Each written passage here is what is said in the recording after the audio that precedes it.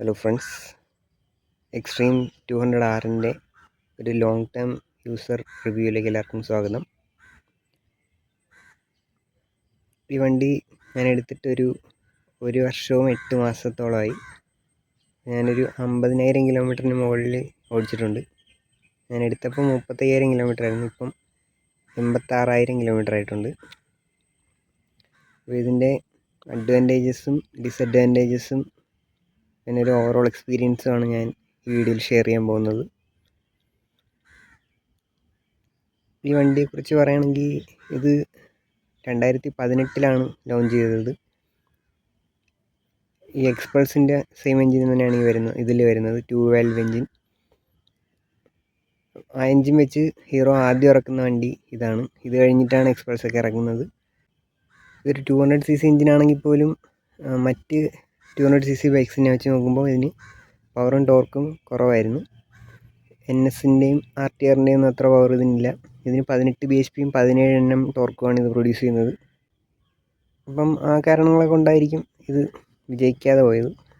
അതിനേക്കാളുമൊക്കെ വിലയും വളരെ കുറവായിരുന്നു. 90,000 rupees ആയിരുന്നു ഇതിൻ്റെ ഷോറൂം പ്രൈസ്. ഓൺ റോഡ് വരുമ്പം 1.15 ആ റേഞ്ചിലൊക്കെ ആയിരുന്നു വന്നുകൊണ്ടിരുന്നത് 2018. BS6 ആയപ്പോഴത്തേക്ക് ഇത് ഡിസ്കണ്ടിന്യൂ ചെയ്തു. ഞാൻ ഇതുപോലൊരു വണ്ടി കുറേ നാൾ ആഗ്രഹിച്ചിരുന്നു. ഇതുപോലൊരു വണ്ടി എന്ന് വെച്ചാൽ ഒരു ഹാൻഡ്ലിങ്ങിന് പ്രയോറിറ്റി ഉള്ളൊരു വണ്ടി, പിന്നെ അത്യാവശ്യം ഫീച്ചേഴ്സ്, ABS, ഫ്രണ്ടും ബാക്കും ഡിസ്ക്, അങ്ങനെയൊക്കെയുള്ള അത്യാവശ്യം കുറച്ച് പെർഫോമൻസും ഒക്കെ ഉള്ള ഒരു വണ്ടി. ഒരുപാട് നാളായിട്ട് എൻ്റെ കയ്യിൽ അങ്ങനെ ഒരു വണ്ടി ഇല്ലായിരുന്നു. എൻ്റെ ആദ്യത്തെ വണ്ടി ഒരു FC ആയിരുന്നു. അപ്പം എല്ലാവർക്കും അറിയാവുന്ന പോലെ തന്നെ വെർഷൻ 1 FC ഭയങ്കര ഹാൻഡ്ലിംഗ് ഉള്ളൊരു വണ്ടിയായിരുന്നു. അപ്പോൾ പിന്നെ അതെൻ്റെ കയ്യിൽ നിന്ന് പോയതിന് ശേഷം പിന്നെ എൻ്റെ കയ്യിൽ ഉണ്ടായിരുന്ന വണ്ടികളെല്ലാം ഹാൻഡ്ലിങ്ങിന് പ്രയോറിറ്റി ഇല്ലാത്ത തരത്തിലുള്ള വണ്ടികളായിരുന്നു. കമ്പ്യൂട്ടർ വണ്ടികളൊക്കെ ആയിരുന്നു. RX-100 ഉണ്ടായിരുന്നു. എന്നാലും അതൊരു മോഡേൺ ബൈക്സിൻ്റെ ഹാൻഡ്ലിങ്ങിനോട് നമുക്ക് കിടപിടിക്കാൻ പറ്റില്ല, കോർണർ ചെയ്യാനാണെങ്കിലും. പിന്നെ എൻ്റെ സുസുക്കി സിയൂസ് ഉണ്ടായിരുന്നു.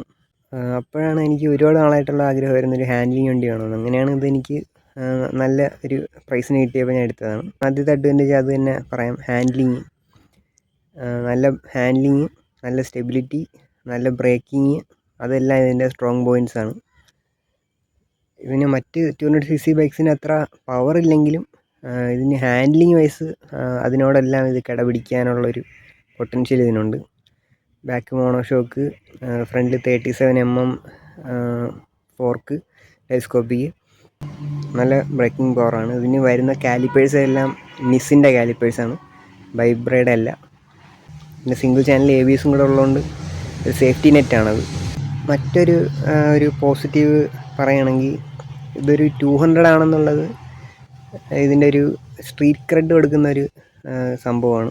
ഈ വണ്ടി റെയർ ആയതുകൊണ്ട് തന്നെ ഇതിൻ്റെ സ്പെക്സിനെ പറ്റിയൊന്നും ആൾക്കാർക്കൊന്നും വലിയ ധാരണയില്ല. അപ്പോൾ അതുകൊണ്ട് തന്നെ ഇത് 200 എന്ന് കാണുമ്പോഴത്തേക്കും ആൾക്കാരൊക്കെ വിചാരിക്കും ഇത് നല്ല പവറുള്ള വണ്ടിയാണ് എന്ന്.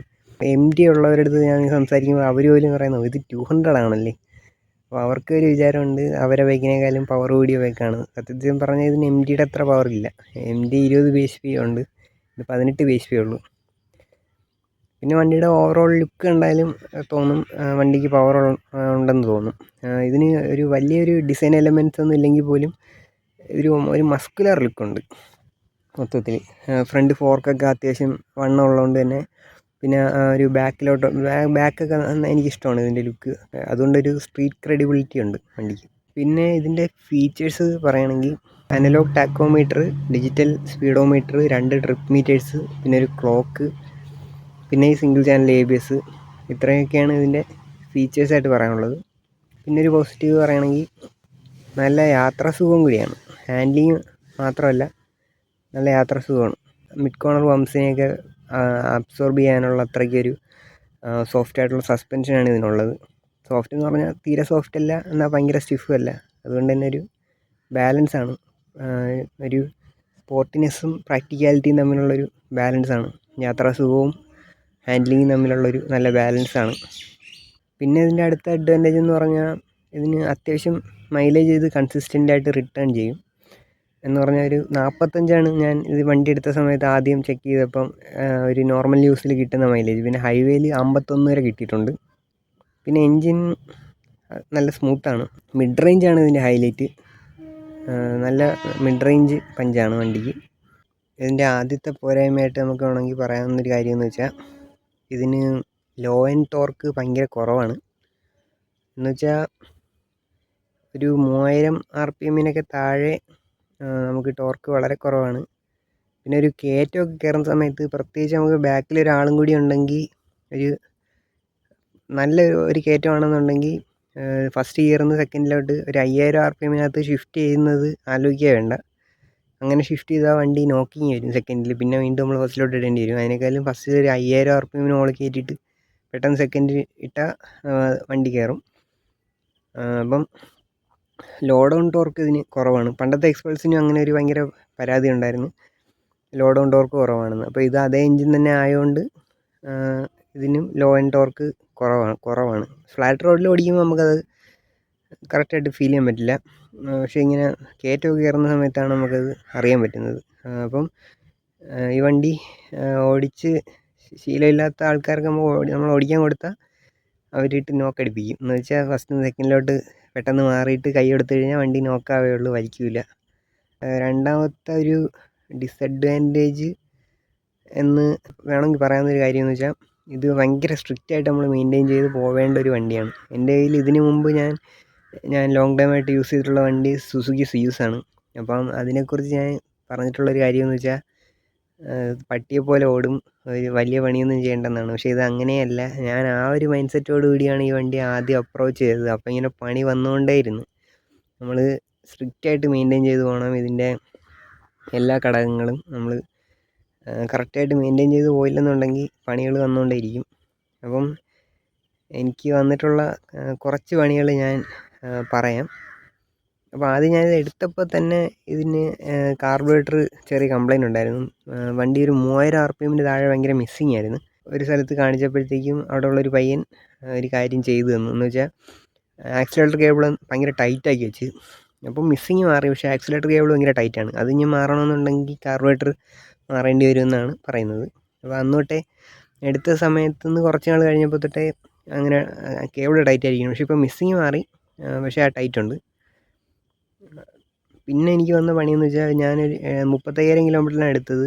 ഒരു 41,000 കിലോമീറ്റർ ആയപ്പോഴത്തേക്ക് തന്നെ വണ്ടിക്ക് വലിവും കുറവുണ്ട്. പിന്നെ ആണെങ്കിൽ ഒരു എൻജിൻ്റെ അകത്തുനിന്ന് ഒരു ഒരയുന്ന പോലെ ഒരു സൗണ്ട് പോലെ എപ്പോഴും വരുമായിരുന്നു. അപ്പോൾ ഞാനത് പണിയാൻ കയറ്റി. അപ്പോഴത്തേക്കും ആണ് മനസ്സിലായത് ഗിയർ ഷാഫ്റ്റിൻ്റെ ബെയറിങ് പോയതാണെന്ന്. പിന്നെ ക്ലച്ചും പോയിട്ടുണ്ട്. അങ്ങനെ അന്ന് ഞാൻ ക്ലച്ച് പ്ലേറ്റുകളൊക്കെ മാറി, പിന്നെ ആ ബെയറിങ് മാറി. ആ ബെയറിങ് മാറാൻ എൻജിൻ ഫുള്ള് പൊളിക്കണം. ഗിയർ ഷാഫ്റ്റിൻ്റെ ബെയറിങ്ങാണ്. അങ്ങനെ ആ പണി ചെയ്ത് കഴിഞ്ഞിട്ട് ഫുള്ള് എൻജിൻ റീഅസംബിൾ ചെയ്ത്. അപ്പോഴത്തേക്കും എൻജിൻ്റെ ഹെഡിൻ്റെ അവിടെയുള്ള 4 സ്റ്റഡുണ്ട്, അതിലൊരു സ്റ്റഡ് ഒടിഞ്ഞു പോയി. അപ്പോൾ അവിടെ നിന്ന് ഓയിൽ ലീക്ക് വരാൻ തുടങ്ങി. അങ്ങനെ ആ ഓയിൽ ലീക്ക് വന്നപ്പോൾ ഞാൻ ആ പണിഞ്ഞ വർക്ക്ഷോപ്പിൽ തന്നെ തിരിച്ചു കൊണ്ട് ചെന്നു. അപ്പോൾ അവിടെയുള്ള പയ്യൻ പറഞ്ഞു, അത് കുഴപ്പമൊന്നുമില്ല, അത് എന്ന് പറഞ്ഞിട്ട് ആ ഒരു പശയുണ്ടല്ലോ എൻജിൻ്റെ ഭാഗങ്ങളൊക്കെ പേസ്റ്റിങ്ങൊക്കെ ചെയ്യുന്ന ആ പശ വെച്ച് ആ ലീക്കുള്ള സ്ഥലത്ത് ഒട്ടിച്ച് തന്നു. പക്ഷേ ഇൻറ്റേർണൽ കംപ്ലൈൻ്റ് ആയിരുന്നു. അങ്ങനെ അത് ഒട്ടിച്ചിട്ടത് റെഡി ആയില്ല. അങ്ങനെ ഞാൻ വീണ്ടും ആ ലീക്കോട് കൂടിയിട്ട് ഓടി വണ്ടി ഓയിൽ തീർന്ന് എൻജിൻ പണിയായിപ്പോയി. അപ്പോൾ എൻജിൻ പണിയാണെന്ന് മനസ്സിലായി. എന്നാലും പരമാവധി അവസാനം പണിയാണെന്ന് പറഞ്ഞ് പിന്നെയും ഓയിൽ ടോപ്പപ്പ് ചെയ്ത് ഓടി. അങ്ങനെ അവസാനം ഹീറോയുടെ ഷോറൂമിൽ കൊണ്ട് ചെന്നു. അപ്പോൾ അവർ പറഞ്ഞൊരു 15,000 രൂപയുടെ പണിയുണ്ടെന്ന് പറഞ്ഞു. അങ്ങനെ എന്തായാലും പണിയാൻ കയറ്റി. ഇതിൻ്റെ സിലിണ്ടർ കിറ്റ് മാറി, ക്യാം ഷാഫ്റ്റ് മാറി, റോക്കറാം മാറി. പിന്നെ 12,500 രൂപ ആയി ബില്ല്. അപ്പോൾ അവിടെ നിന്ന് വിളിച്ചിട്ട് പറഞ്ഞു ഇതിൻ്റെ 1 വേ ക്ലച്ചും കംപ്ലൈൻ്റ് ഉണ്ട്, അതും കൂടെ മാറി കേട്ടോ, 2,500 രൂപ കൂടെ ആവുമെന്ന് പറഞ്ഞു. അങ്ങനെ പിന്നെ അതും കൂടെ മാറി. അപ്പം ഇറങ്ങിയപ്പം 15,000 രൂപ ആയി ബില്ല്. അങ്ങനെ അതിന് ശേഷവും ഓടിക്കുമ്പോഴത്തേക്ക് നോക്കുമ്പോൾ 800 കിലോമീറ്ററൊക്കെ ഓടുമ്പോഴത്തേക്കും പിന്നെ ഇതിൻ്റെ ഓയിൽ കുറയുന്നുണ്ട്. അപ്പം ഞാൻ ഷോറൂമിൽ ചെന്ന് പറഞ്ഞു ഇങ്ങനെ ഇതൊക്കെ മാറിയിട്ടും പിന്നെ ഓയിൽ കുറയുന്നുണ്ടെന്ന്. അപ്പോൾ അവർ പറഞ്ഞ് ഹെഡിനും കൂടെ കംപ്ലൈൻ്റ് ഉണ്ട്, അത് ലെയ്ത്തി കൊടുത്ത് വാൽവ് ഗൈഡ് ചെയ്താൽ അത് ശരിയാവുമെന്ന് പറഞ്ഞു. അങ്ങനെ ലെയ്ത്തി കൊടുത്ത് വാൽവ് ഗൈഡ് ചെയ്ത് അവർ ചെയ്തു തന്നു. ആറ്റിങ്ങൽ ഷോറൂമിലാണ് ചെയ്തത്. അവർ തന്നെ ലെയ്ത്തി കൊണ്ട് കൊടുത്ത്. അപ്പോൾ ആദ്യം ചെയ്തപ്പോൾ അത് ശരിയായില്ല, വീണ്ടും ഈ കംപ്ലൈൻറ്റ് വരുന്നുണ്ടായിരുന്നു. അങ്ങനെ വീണ്ടും അവർ തന്നെ ഒന്നുകൂടി ചെയ്തു തന്നു. ഈ ആദ്യം ഈ എൻജിൻ്റെ അവിടെ നിന്ന് ലീക്ക് വന്നിട്ട് എൻജിൻ പണി ആയതോടുകൂടി ഞാൻ പിന്നെ അതിനുശേഷം ഞാൻ ലോക്കൽ വർക്ക്ഷോപ്പിലൊന്നും പണിഞ്ഞിട്ടില്ല. എല്ലാ പണിയും പിന്നെ ഷോറൂമിൽ തന്നെയാണ് ചെയ്യുന്നത്. വണ്ടി നല്ല ഓട്ടവും ഉണ്ട്, ഇതിൻ്റെ ഇടയിൽ നല്ല ഓട്ടവും നടക്കുന്നുണ്ടായിരുന്നു. അങ്ങനെ രണ്ടാമത് വാൽവൊക്കെ ഗൈഡ് ചെയ്തപ്പോഴത്തേക്കും ആ കംപ്ലൈൻറ്റ് ഒരുവിധം മാറി. പക്ഷേ ഈ വണ്ടി എടുത്തപ്പോഴത്തേക്കാണെങ്കിൽ ഇതിൻ്റെ ഒരു മിഡ് റേഞ്ചൊക്കെ കഴിയുമ്പോഴത്തേക്കും ഇതിൻ്റെ സൗണ്ട് ഭയങ്കര പൊളിയായിരുന്നു. പക്ഷേ ഈ ലൈറ്റ് കൊടുത്ത് വാൽവൊക്കെ ചെയ്തപ്പോൾ ആ ഒരു ഓതൻറ്റിക്ക് സൗണ്ടൊക്കെ അങ്ങ് മാറിയായിരുന്നു. അങ്ങനെ പിന്നെ കുറച്ച് നാളുകൾ കഴിഞ്ഞപ്പോഴത്തേക്കും പിന്നെ ഒരു ഇലക്ട്രിക്കൽ കംപ്ലൈൻറ്റ് വന്നു. വണ്ടി വഴിയിലായി ഒരു ദിവസം, കറണ്ട് വരുന്നില്ല. അങ്ങനെ ഷോറൂമിലെത്തിച്ച് ഇതിൻ്റെ ഇലക്ട്രിക്കൽ സംഭവങ്ങളെല്ലാം മാറി. CD യൂണിറ്റ് മാറി, ഇഗ്നീഷൻ കോയിൽ മാറി, മാഗ്നറ്റ് കോയിൽ മാറി. അപ്പോൾ ഇതെല്ലാം മാറിയിട്ട് അവിടുത്തെ ഒരാളിൻ്റെ ഒരു മിസ്റ്റേക്ക് പറ്റി. ഇതിൻ്റെ ഹെഡ് ഓൾറെഡി ലെയ്ത്തിലൊക്കെ കൊടുത്ത് ചൂടൊക്കെ അടുപ്പിച്ച് ഹെഡ് ഓൾറെഡി വീക്കായിരുന്നിരിക്കണം. അപ്പം അവിടുത്തെ ഒരാൾ സ്പാർക്ക് പ്ലഗ് ഓവർടൈറ്റ് ചെയ്തപ്പോഴത്തേക്ക് ഇതിൻ്റെ ഹെഡ് ക്രാക്കായിപ്പോയി. ഞാൻ പിന്നെ അവിടെ തന്നെ ചെന്ന് പ്രശ്നം ഉണ്ടാക്കാനൊന്നും പോയില്ല. പുതിയ ഹെഡ് മാറി, ഹെഡ് ക്രാക്കായി. പിന്നെ അതിൻ്റെ ഒന്നും ചെയ്യാനില്ല. ഹെഡിന് നല്ല പൈസയായി പിന്നെ മാറാൻ. ഒരു 9,000 രൂപയോളം ആയി. ഹെഡ് അസംബ്ലി ആയിട്ടാണ് വരുന്നത്, അത് ഫുള്ള് മാറി. അതിൻ്റെ ഓരോ പാർട്സിന് പണി വരുമ്പം അതിൻ്റേതായ ഇതുണ്ട്. ചെയിൻ സ്പ്രോക്കറ്റ് മാറണമെങ്കിൽ ഒരു 2,500 2,600 ആ റേഞ്ച് വരും. പിന്നെ ബാക്ക് ബ്രേക്ക് പാഡിന് ഭയങ്കര വിലയാണ്, 1,300 രൂപയാണ്. അത് ഞാൻ ഇതുവരെ ഒറിജിനൽ മാറിയിട്ടില്ല. ബാക്ക് ബ്രേക്ക് പാഡ് ഡാസ്ലറിൻ്റെ സെയിമാണ്. അപ്പോൾ ഞാൻ കൂടുതലും അതൊക്കെയാണ് ലോക്കലൊക്കെയാണ് വാങ്ങിച്ചിടുന്നത്. ഫ്രണ്ട് ബ്രേക്ക് പാഡ് ഞാൻ ഒറിജിനൽ തന്നെ മാറും, അതിന് 700 രൂപയാണ്. അപ്പോൾ അങ്ങനെയുള്ള പണികളുണ്ടായിരുന്നു. പിന്നെ ഇപ്പോൾ ക്ലച്ച് മാറിയതേ ഉള്ളൂ, അതൊരു 6,000 രൂപയോളമായി. ക്ലച്ച്, എൻജിൻ ഓയിലെല്ലാം കൂടെ മാറിയപ്പോഴത്തേക്കും ക്ലച്ചിൻ്റെ ഫുള്ള് മാറി. പ്രഷർ പ്ലേറ്റ്, ഔട്ടർ ക്ലച്ച്, അതിൻ്റെ ഇന്നർ ബാസ്ക്കറ്റ് ഒഴിച്ച് ബാക്കിയെല്ലാം മാറി ഇപ്പം. അപ്പം കറക്റ്റായിട്ട് മെയിൻറ്റെയിൻ ചെയ്ത് പോവേണ്ട ഒരു വണ്ടിയാണ്. നല്ലോണം ഓടുന്നുണ്ടെങ്കിൽ അതിനനുസരിച്ച് മെയിൻറ്റെയിൻ ചെയ്തുകൊണ്ടേ ഇരിക്കണം. അതാണ് ഇതിൻ്റെ ഒരു ഇത്. അതൊരു ഞാൻ മുമ്പ് ഉപയോഗിച്ച വണ്ടി വെച്ച് നോക്കുമ്പോൾ ഇതെനിക്കൊരു ഭയങ്കര പുതിയ അനുഭവമാണ്. കറക്റ്റായിട്ട് മെയിൻറ്റെയിൻ ചെയ്ത് വയ്ക്കൊണ്ടേ ഇരിക്കണം എന്നുള്ളത്. അല്ലാത്ത പക്ഷം ഇത് റിലയബിളാണ്. അങ്ങനെ മെയിൻറ്റെയിൻ ചെയ്ത് പോയി കഴിഞ്ഞാൽ ഇത് റിലയബിളാണ് എന്ന് തന്നെ പറയണം. പിന്നെ ഇതിൻ്റെ ഒരു ഡിസഡ്വാൻറ്റേജ് ആയിട്ട് പറയേണ്ടത്, ഇതിന് ടോപ്പ് സ്പീഡ് കുറവാണെന്ന് വേണമെങ്കിൽ പറയാം. ഒരു 200cc ആണെന്ന് വെച്ച് നോക്കുമ്പോഴത്തേക്കും ഇത് എന്താ പറയേണ്ടത്, 120 ആണ് ഇതിൻ്റെ ടോപ്പ് സ്പീഡ്. ഞാൻ കയറിയിട്ടുണ്ട് 120. വേറെ പ്രശ്നങ്ങളൊന്നുമില്ല, വൈബ്രേഷൻ, ഹാൻഡ്ലിങ് എല്ലാം ഓക്കെയാണ്. പക്ഷേ അത്രയും വണ്ടി കയറും. പിന്നെ ഇതിൻ്റെ ഒരു പോരായ്മയായിട്ട് പറയണമെങ്കിൽ ഇതിൻ്റെ സാധനങ്ങളൊക്കെ സോഴ്സ് ചെയ്യാൻ കുറച്ച് പാടാണ്. ചില സാധനങ്ങളൊക്കെ എക്സ്പൾസിൻ്റെ സെയിമാണ്. അത് അധികം നാൾ പ്രൊഡക്ഷൻ ഇല്ലാതിരുന്നൊരു വണ്ടി ആയതുകൊണ്ട് അതിൻ്റെ പല സാധനങ്ങളും ഒരുപാട് വെയിറ്റ് ചെയ്യേണ്ടി വരും. ഇതിൻ്റെ ഇലക്ട്രിക്കൽ കംപ്ലൈൻറ്റ് വന്ന സമയത്ത് വണ്ടി 22 ദിവസം ഷോറൂമിൽ ഇരുന്നിട്ടുണ്ട്, സാധനങ്ങൾ വരാൻ ഡിലേ ആയത് കാരണം. അപ്പോൾ അങ്ങനെ സാധനങ്ങൾ അവൈലബിലിറ്റി ഒരു ചെറിയ പ്രശ്നമാണ്. നമ്മളിതിന് ഇൻഡിവിജ്വലായിട്ട് നോക്കുമ്പോഴത്തേക്ക് ഇതിൻ്റെ സാധനങ്ങൾക്കെല്ലാം പൈസ ഒക്കെ കുറച്ച് കുറവാണ്. പക്ഷേ ഷോറൂമിൽ പണിയുന്നതുകൊണ്ട് തന്നെ സാധനങ്ങളൊക്കെ അവർ പോവുകയാണെങ്കിൽ അവർ എല്ലാം കൂടെയൊക്കെ മാറും. അപ്പോൾ അങ്ങനെയൊക്കെ വരുമ്പോഴത്തേക്കാണ് ഇതിന് ഇത്രയും ക്യാഷ് ആയിട്ടുള്ളത്. ഇപ്പോൾ ഞാൻ 50,000 കിലോമീറ്റർ ഓടുന്നതിൻ്റെ ഇടയിൽ ഒരു 50,000 രൂപയ്ക്ക് തന്നെ പണിഞ്ഞിട്ടുണ്ട് ഈ വണ്ടി. അപ്പം എന്നാലും ഞാൻ ഒരുപാട് ആഗ്രഹിച്ച് കിട്ടിയ വണ്ടി ആയതുകൊണ്ടാണ് ഞാനിതിനെ ഇങ്ങനെ പണിഞ്ഞ് കൊണ്ട് നടക്കുന്നത്. നല്ല വിലയ്ക്ക് സെക്കൻഡ് ഹാൻഡ് മാർക്കറ്റിൽ കിട്ടുകയാണെന്നുണ്ടെങ്കിൽ ഇത് ഉപയോഗിക്കാൻ ഓക്കെയാണ്. പിന്നെ പണി വന്നാൽ നല്ലൊരു ഷോറൂം കണ്ടുപിടിച്ച് നിങ്ങൾ അവിടെ തന്നെ പണിയുന്നതായിരിക്കും ഏറ്റവും നല്ലത്. അതാകുമ്പം തലവേദനയില്ല. നല്ല ഷോറൂം കണ്ടുപിടിക്കണം, അതൊരു ഇമ്പോർട്ടൻ്റ് കാര്യമാണ്. നല്ലതല്ലാത്ത ഷോറൂമുകളുണ്ട് ഹീറോയുടെ, നമുക്കിട്ട് പണിയാൻ കിട്ടാൻ സാധ്യതയുള്ള ഷോറൂമുകളുണ്ട്. ഞാൻ പണിയുന്നത് ആറ്റിങ്ങലാണ്. ഇതുവരെ അത്യാവശ്യം കുഴപ്പമില്ലാത്ത എക്സ്പീരിയൻസ് ആണ്. അവിടെയാണെങ്കിൽ നമുക്ക് കമ്മ്യൂണിക്കേറ്റ് ചെയ്യാൻ ഒരാളുണ്ട്. അരുൺ ബ്രോ എന്ന് പറഞ്ഞൊരു ബ്രോ ഉണ്ട്. അപ്പം വണ്ടി അവിടെ ഇരിക്കുമ്പോഴാണെങ്കിൽ തന്നെ നമുക്ക് കാര്യങ്ങളൊക്കെ വിളിച്ച് കറക്റ്റായിട്ട് അന്വേഷിക്കാൻ പറ്റും. എന്തെങ്കിലും എക്സ്ട്രാ പണി ചെയ്യണമെങ്കിൽ അത് പറയാൻ പറ്റും. അങ്ങനെയൊക്കെ ഒരു അഡ്വാൻറ്റേജ് അവിടെ ഉണ്ട്. പിന്നെ പുള്ളി നല്ല ഡീലിംഗ് ആണ്. അപ്പം അതുകൊണ്ട് ആറ്റിങ്ങൽ ഷോറൂമിലാണ് ഞാൻ ചെയ്യുന്നത്.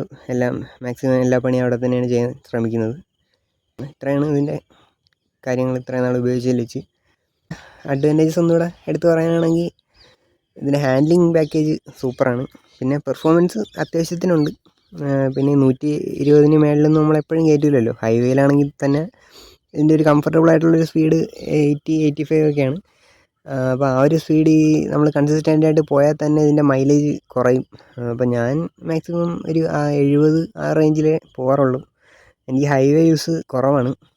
ഞാൻ കൂടുതലും സിറ്റിയിലാണ് യൂസ് ചെയ്യുന്നത്. സിറ്റിയിലൊരു 40-45 ഇടയ്ക്ക് ഇതിന് കൺസിസ്റ്റൻ്റ് ആയിട്ട് മൈലേജ് കിട്ടും. കാരണം ഞാൻ ആ ഒരു സ്പീഡിലേ പോകാറുള്ളൂ. മാക്സിമം ഞാൻ ഒരു 70 പോകാറുള്ളൂ. പിന്നെ എനിക്ക് കൂടുതൽ ഇഷ്ടം ഈ കോർണറിങ്ങും പിന്നെ ഗ്യാപ്പും അങ്ങനെയുള്ള റൈഡിങ്ങാണ് സ്പീഡിനേക്കാൾ ഉപരി. അപ്പം കോർണറിങ്ങിനൊക്കെ ഇത് ഭയങ്കര എൻജോയബിളാണ്. ബ്രേക്കിംഗ് ആയാലും ശരി ഭയങ്കര എൻജോയബിളാണ്. അപ്പം ആ ഘടകങ്ങളൊക്കെ സൂപ്പറായതുകൊണ്ട് തന്നെ നമുക്കിത് എൻജോയ് ചെയ്ത് ഓടിക്കാൻ പറ്റും സിറ്റിയിലായാലും. പിന്നെ ഈ വണ്ടി അധികം ഇല്ലാത്തതുകൊണ്ടൊരു അതിൻ്റേതായൊരു റെയറിറ്റി ഉണ്ട്. അപ്പോൾ എനിക്ക് പറയാനുള്ളതെന്ന് വെച്ചാൽ ഇത് ഇപ്പം ബിഗിനറിനാണെങ്കിൽ പോലും നല്ല വിലയ്ക്ക് കിട്ടിക്കഴിഞ്ഞാൽ എടുത്ത് ഉപയോഗിക്കാൻ പറ്റുന്നൊരു വണ്ടിയാണ്. ബിഗിനറിനെ സംബന്ധിച്ച് ഇതിൻ്റെ അഡ്വാൻറ്റേജ് എന്ന് പറഞ്ഞാൽ അത്യാവശ്യം മൈലേജ് ഉണ്ട്.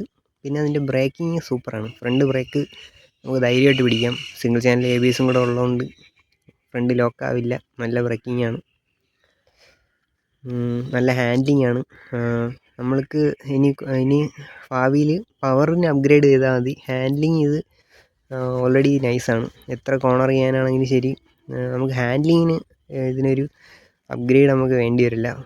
പവറിന് മാത്രം അടുത്ത അപ്ഗ്രേഡ് നോക്കിയാൽ മതി. അപ്പോൾ അങ്ങനെ ഒരു വണ്ടിയാണ്. ഇപ്പം back monoshock, front 37mm fork അങ്ങനെയൊക്കെ ആയതുകൊണ്ട് പിന്നെ നല്ലൊരു ഹാൻഡ്ലിംഗ് പാക്കേജാണ്. ഡയമണ്ട് ഫ്രെയിം, ഫ്രണ്ടും ബാക്കും ഡിസ്ക്, അനലോഗ് ടാക്കോ, ഡിജിറ്റൽ സ്പീഡോ. പിന്നെ ഇതിൻ്റെ ചോക്ക് ലിവർ ഇവിടെയാണ് വരുന്നത്. ഈ വണ്ടി ആദ്യം കണ്ടപ്പോൾ ഞാൻ വിചാരിച്ചത് ആഫ്റ്റർ മാർക്കറ്റ് ചെയ്തതായിരിക്കും, ഒറിജിനൽ അല്ലെന്നാണ് ഞാൻ വിചാരിച്ചത്. ഒരു ആഫ്റ്റർ തോട്ട് പോലെയാണ് ഇത് ആദ്യം കണ്ടപ്പോൾ എനിക്ക് തോന്നിയത്. ഇപ്പോൾ കണ്ട് ശീലമായി. പിന്നെ മെറ്റീരിയലിലൊക്കെ അത്യാവശ്യം ക്വാളിറ്റി ഉണ്ട്. ഇത് ഇറങ്ങിയ സമയത്ത് ഇതായിരുന്നു ഹീറോയുടെ ഫ്ലാഗ്ഷിപ്പ് വണ്ടി. അപ്പോൾ അതുകൊണ്ടായിരിക്കും മെറ്റീരിയൽസിനൊക്കെ അത്യാവശ്യം ക്വാളിറ്റി ഉണ്ട്. എൻജിൻ ഗിൽ സ്വിച്ച് ഉണ്ട്, സെൽഫ് സ്റ്റാർട്ട് ഉണ്ട്. ഇതിൻ്റെ സെൽഫ് സ്റ്റാർട്ട് ഇപ്പം വർക്ക് ചെയ്യാതിരിക്കുകയാണ്. പിന്നെ ഇതിൻ്റെ സ്പീഡോമീറ്ററിനും ABSനും ഒരേ കേബിളാണ്. ഇതാണ് ആ കേബിള്. ഇതിന് അത്യാവശ്യം വിലയുണ്ട്. 700 സംതിങ് ആണ് ഇതിൻ്റെ വില.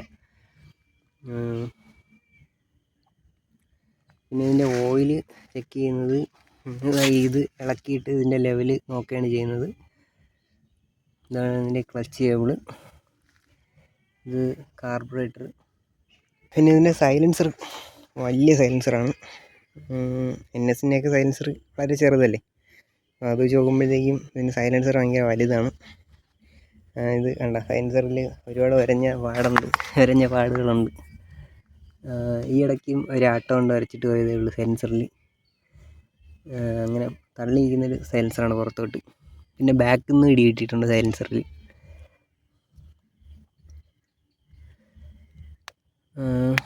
അപ്പം ഇത്രയൊക്കെയാണ് ഇതിനെപ്പറ്റി പറയാനുള്ളത്. വേറെ എന്തെങ്കിലും ഇതിനെപ്പറ്റി അറിയാനുണ്ടെങ്കിൽ കമൻറ്റിൽ ചോദിച്ചാൽ മതി, ഞാൻ പറയാം. Okay friends, thank you for watching.